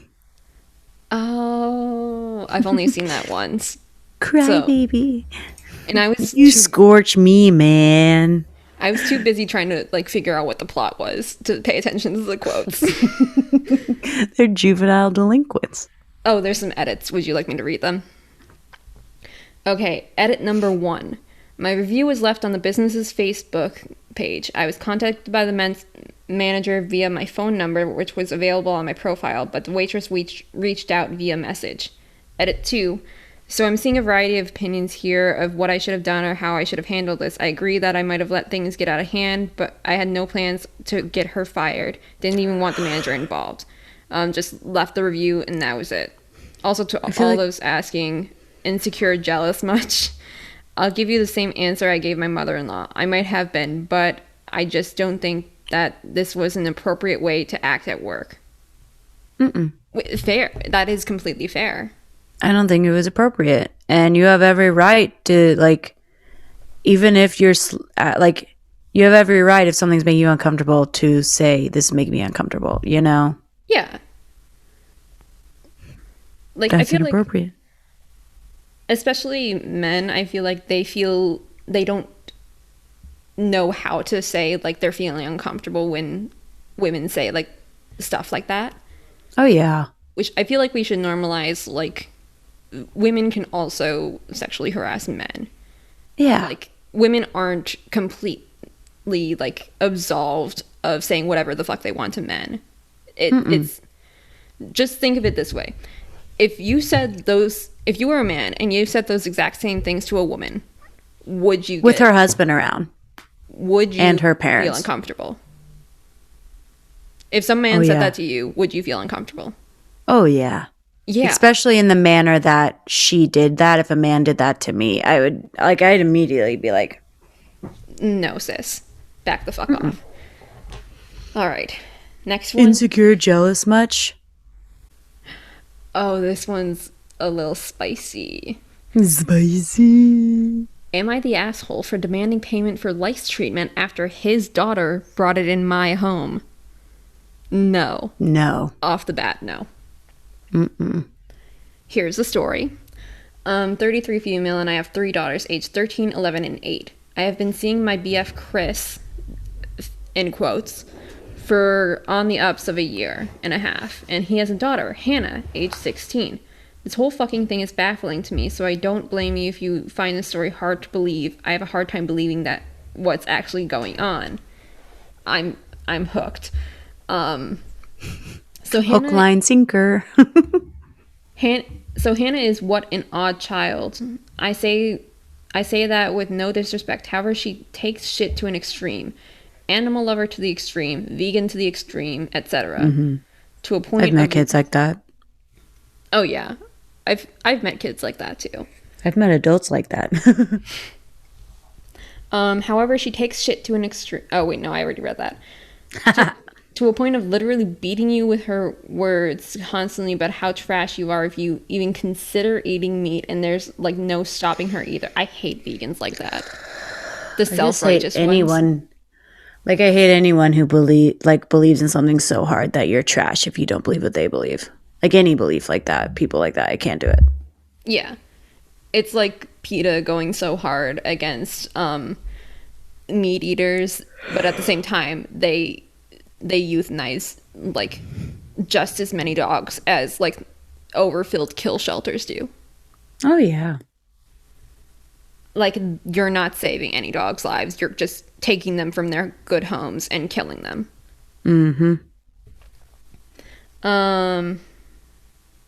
We have tried getting a hold of it, so has her mother, nothing works.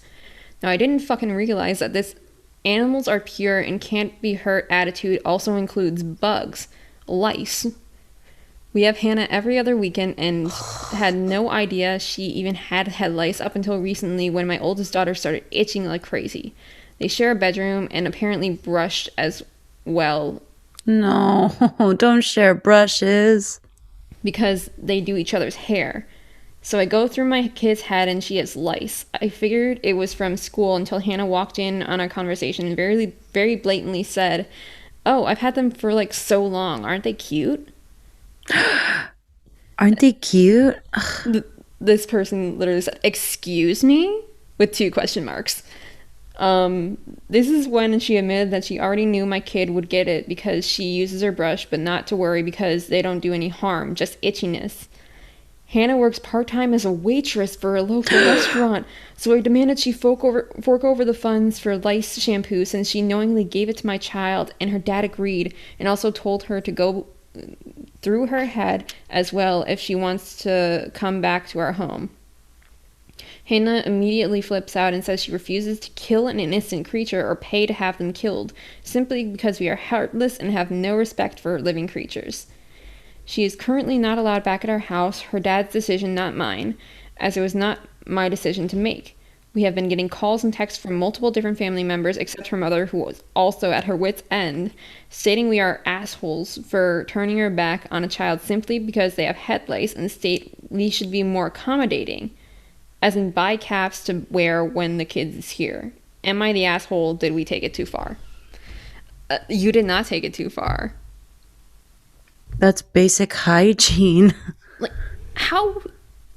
Like how little do you have to wash your hair in order to get lice? As a 16-year-old.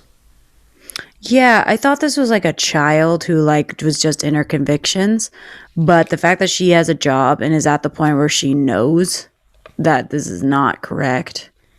And they do harm. They create abrasions on your scalp. I'm not sure what other things they do, but it's there's a reason it itches because they're eating your skin and hair. Here's my perspective as a hairstylist. We are legally not allowed to work on somebody if they have lice.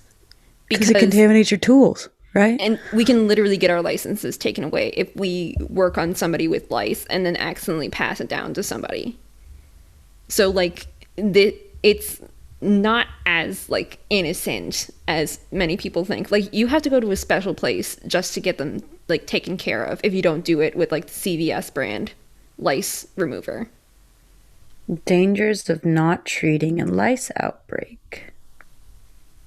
Yes, let's read that, actually.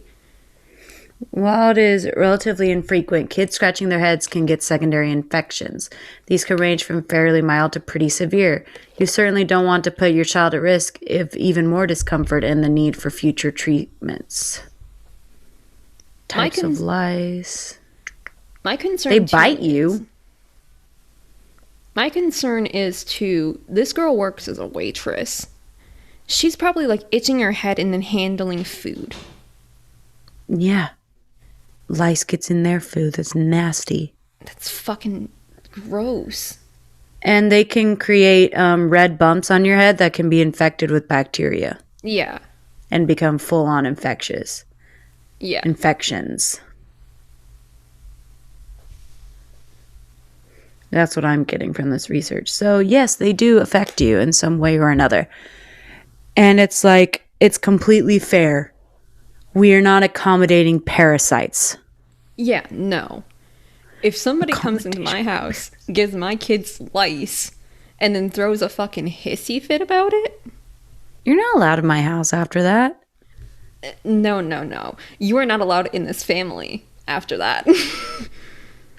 It's like accommodating mice and termites in your home. No. It is an infestation. It is a parasite. Literally. Like, fuck that shit. That's disgusting. Should we do one more? God.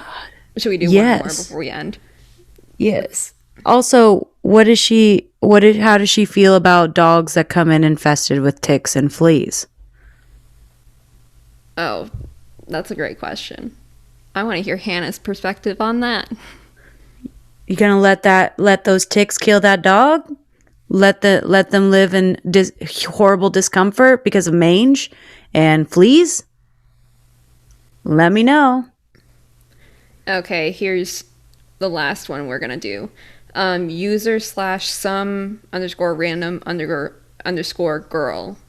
Me too. Am I the asshole for getting 2 freshmen suspended? Okay, so I, 16 female, was walking to the restroom. I got there, and when I was about to walk in, I heard some girl laughing. I waited by the door, mainly because I have a bit of social anxiety. While I was waiting, I heard one of the girls say, "Go back to where you came from, you illegal." Then the other said, "No one wants you here, go back to Mexico." I was shocked AF. When they walked out, it was 2 African American girls. Oh. I hate it. I hate it that I feel like POC feel like they can get away with saying racist shit because POC to other people of racist. Different POC. POC can't be racist. POC just can't be racist towards white people, and I say that with a grain of salt. Like, if you say white people should be, like, killed and they shouldn't be allowed to live, that's very racist. Yeah, but it's like, I honestly think for all the shit we've done to people of color, I think we can handle being a little oppressed and made fun of a little bit. Oh, yeah. Like, I feel like white people shouldn't get as mad as they do over, like, white face. Oh, yeah. It's like we've been doing it for years. We're just getting a taste of our own medicine. Sorry. I have seen some black creators on TikTok who give their perspective, like, whiteface, and whiteface is basically just, like, not helping anybody, which, like, I can get their perspective, but It's just kind of an eye for an eye thing. Yeah. And it's like, I completely understand, and I'm not going to say, no, you can't do that, because it's like, we deserve it, honestly, to get half of the shit that we did to them. It's like, and people are getting mad about it. It's like, White Chicks, I feel like that's a very funny movie. Like, That's a funny movie. No, I think the no matter where movie's you hilarious. look at it, it's hilarious. And, like, that's whiteface. So. Yeah, it's just like, at this point, if they're like, we deserve it a little bit, because it's just some of the shit we've done is just ridiculous. That, like, if they do even a little bit, it's like, fine, I understand. Ugh. Okay, so I went into the restroom and tried to see who they were talking to. It was a Hispanic girl. She was crying her eyes out. I asked her if she was okay, why they were saying all that stuff to her. She said that they have been doing this mean to her since we had started school. She did have a heavy Spanish accent, more than mine, and as a Hispanic girl, I knew that she was feeling being told, go back to Mexico or you're an illegal. I don't know what came over me because all my anxiety was out of the window, and I helped calm the girl down and walked her to class.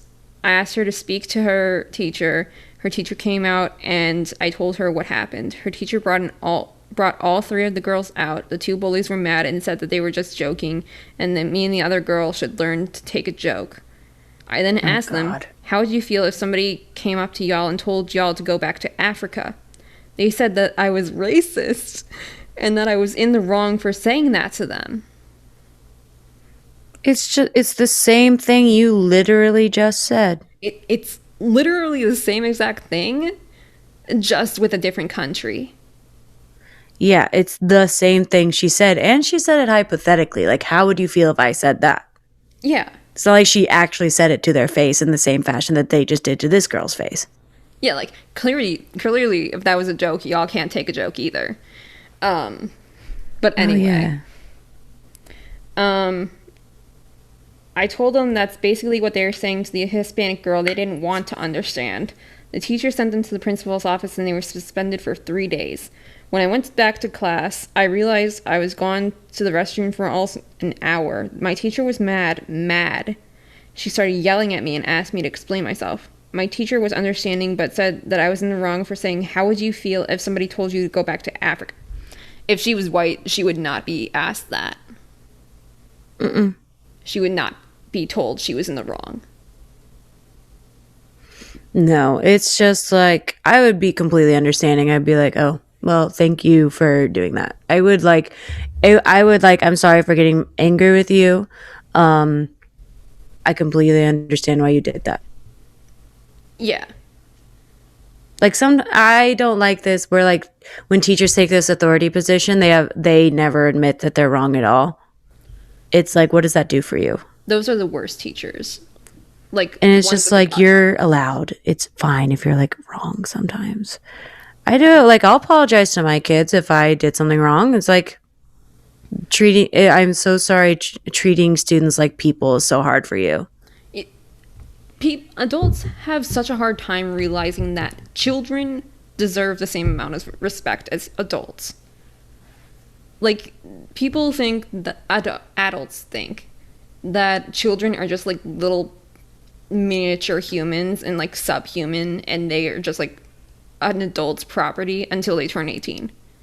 I'm very much into you give respect, you get respect. Yeah. So it's like, if I have disrespectful kids, I'm not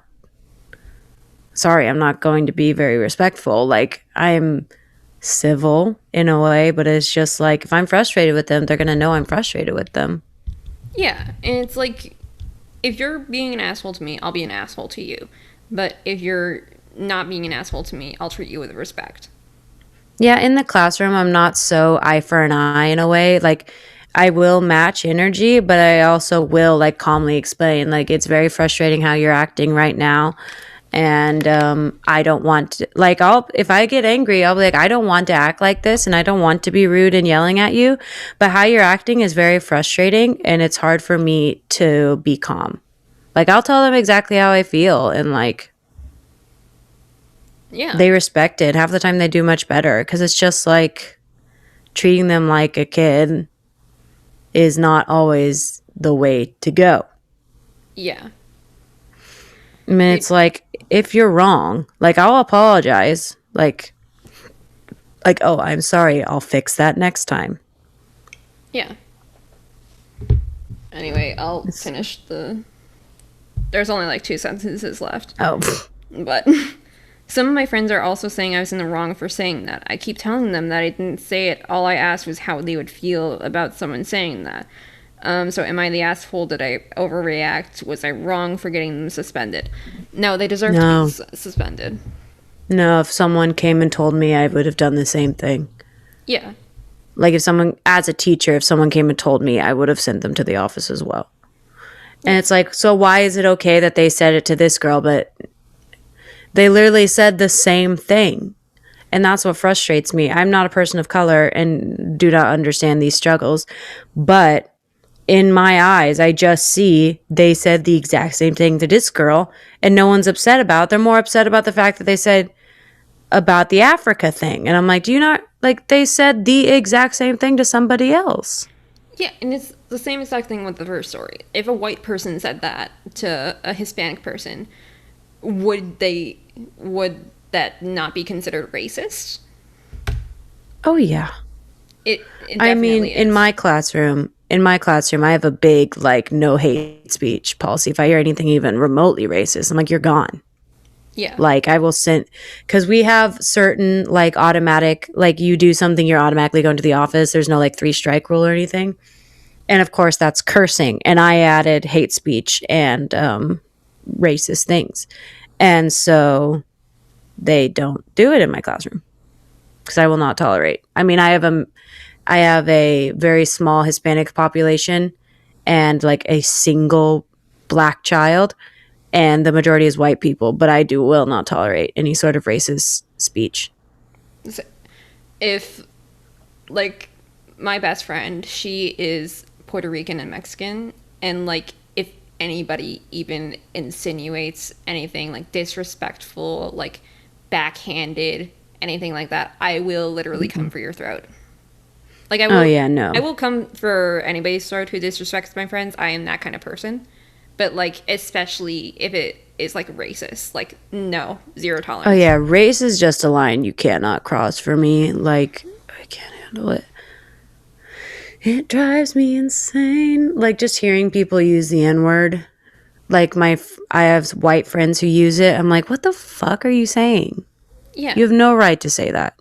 Yeah. You Definitely sound not. ignorant as all hell. Yeah. That makes me angry. And then I also have that perspective too because a lot of my cousins actually are like mixed, like Hispanic, Ecuador, like all that. So like Also, I hate they immediately go back to Mexico, and it's like any sort of like caramel colored person. Is that maybe not the correct thing to say? But someone who's not anybody someone with a who good is, tan. yeah.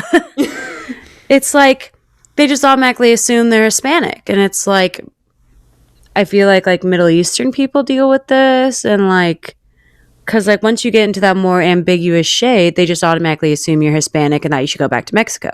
And it's like that's not always the case. Some of these people might be Eastern European or Middle Eastern or like Egyptian, things like that. It's like you're just being that's like a little more racist is just like Yeah. it's not even my race. Like fucking A. Yeah. Racism was just like I wasn't really raised with it, I feel. Like my dad was, but my mom always was like, don't say things like that. That you sound so stupid and ignorant. Like I remember like I have made accidental racist comments because I wasn't even thinking about them by race, but it sounded like racist. Yeah. Like, I have my grandpa's sister adopted 2 African American children. Like, and so since they were babies, so they were raised in our family. And the little one, when she was like 3 or 4 years old, like she would just be so excited and she wanted to be cheerleader so bad. She would just like climb up your body to like come see you. Oh. And like, I want to be a cheerleader. And she would just jump, wrap her legs around you, and you'd like have to hold her hands or she'd be cracking her head open. And I remember I'm like, oh, she used to be just a little monkey. And I was like, did not mean it like that.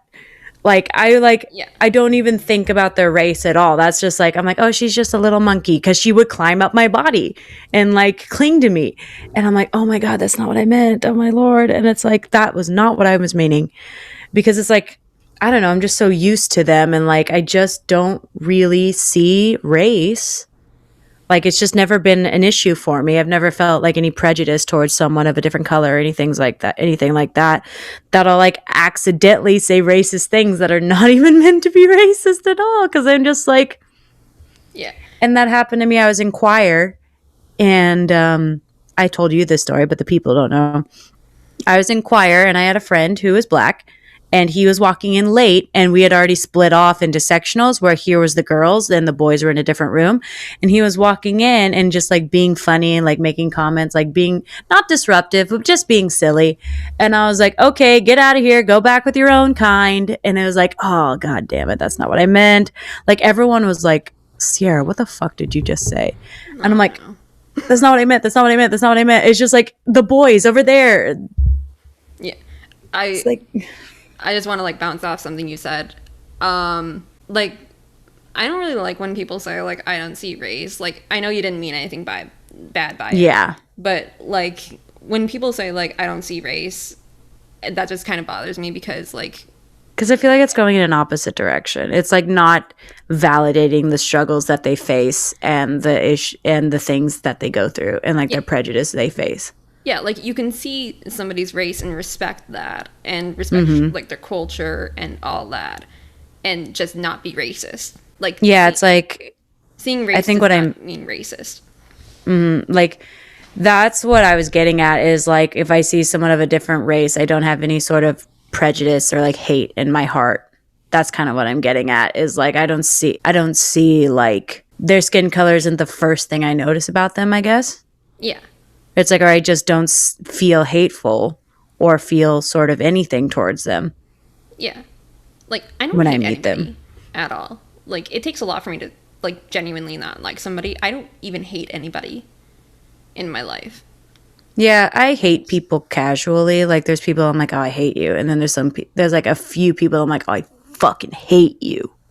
Yeah, like, I hate people like South Park hates people. Yeah. Like, it doesn't matter your race, sexual identity, anything.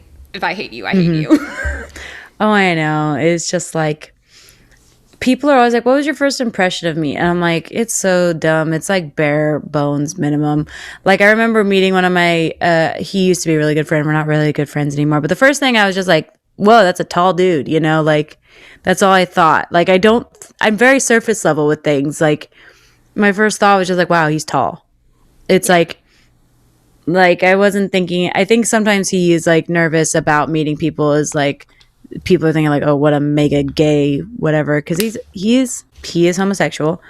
And I feel like he fears that people are like, well, he's so gay, blah, blah, blah, blah. I'm like, no, the first thing I thought was like, wow, what a tall person.